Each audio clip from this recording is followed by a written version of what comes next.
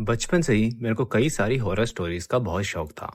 लेकिन जब ये मेरे साथ खुद बीता, वो मेरी जिंदगी का सबसे डरावना सपना बन के रह गया था। हाय, मेरा नाम प्रकाश है और मैं कोलकाता में रहता था। मेरी ग्रैंड मदर भी बेसिकली कोलकाता में ही रहती थी, पर वहाँ की वो एक किसी विलेज में रहती थी जो हमारी मेन सिटी से 2 घंटे की दूरी पे था। और जितना मेरे को याद है, उस टाइम मैं 12 साल का था और मेरी मम्मी ने डिसाइड करा था कि वो मेरे को और मेरी सिस्टर को उस विलेज में घूमने के लिए ले जाएगी। अब पूरी स्टोरी स्टार्ट करने से पहले मैं आपको उस जगह के बारे में बता देता हूँ। वो विलेज, खासकर हमारा घर, एक घने जंगलों की वादियों से घिरा हुआ था और विलेज से ही थोड़ी दूर एक अबंडेंट प्लेस था जहाँ पे एक पुराना चर्च और कई सारी टूटी बिल्डिंग पड़ी हुई थी। लोगों द्वारा कहा जाता था कि ये अबंडेंट प्लेस हॉन्टेड है और यहाँ शाम के बाद किसी को भी जाना अलाउड नहीं है। लेकिन मैं और मेरे सिस्टर बहुत यंग थे। हमने प्लान बना लिया था कि जैसे ही अगली शाम होगी हम इसी जगह को एक्सप्लोर करेंगे। और अगले ही दिन हम अपनी फैमिली को बिना कुछ बताए चुपके से वहाँ से निकल गए। हमने सोचा था कि हम वहाँ पे बस कुछ ही घंटे रुकेंगे और एक्सप्लोर करके आ जाएंगे। अब जैसे ही हम उस अबंडेंट प्लेस में गए, हमारी लाइट धीरे धीरे वर्क करना बंद हो गई। हमें लगा कि क्या पता इनकी बैटरीज खत्म हो गई हो। और फिर हमने अपना एक्सप्लोरेशन जारी रखा। हमने सबसे पहले आसपास की छोटी छोटी जगहों को एक्सप्लोर करा और जैसे ही अंधेरा होने लगा, हमने सोचा अब आखिर में इस चर्च को एक्सप्लोर करते हैं।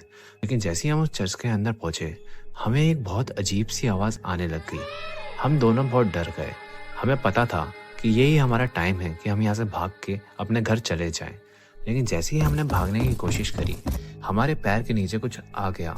मेरी सिस्टर बहुत तेजी से गिरी और उसका सिर जमीन पे लग के फूट गया। अब आसपास का टाइम बहुत स्लो हो गया था। हमें वो आवाज़ें बहुत जोर शोर से सुनाई देने लगी थी। मैं और मेरी बहन जभी की जभी हमारी दादी ने जो हमें मंत्र सिखाए थे वो जाप करने लगे और बिना कुछ टाइम वेस्ट करे वहाँ से भाग गए।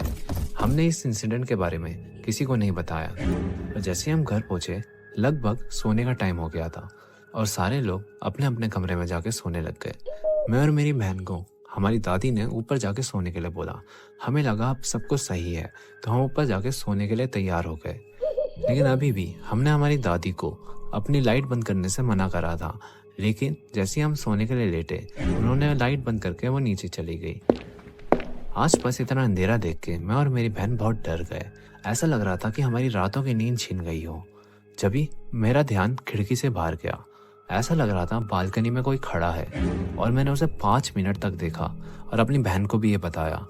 मैंने देखा वो भी उसको देख पा रही है और जिससे पहले हम चिल्ला पाते उसने बंगाली में बोला, चित्कार नाय नहल रे बचे तभी ना।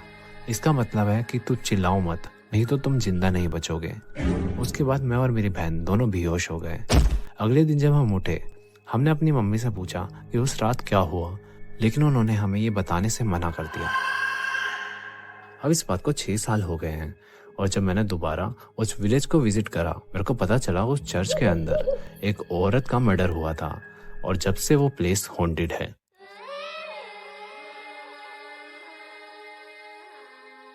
चलो तो दोस्तों, आज के लिए इतना ही। अगर आपको वीडियो पसंद आए तो प्लीज़ लाइक मार देना और उसके साइड वाला सब्सक्राइब भी दबा देना। चलो मिलते हैं until next horror story. Bye bye.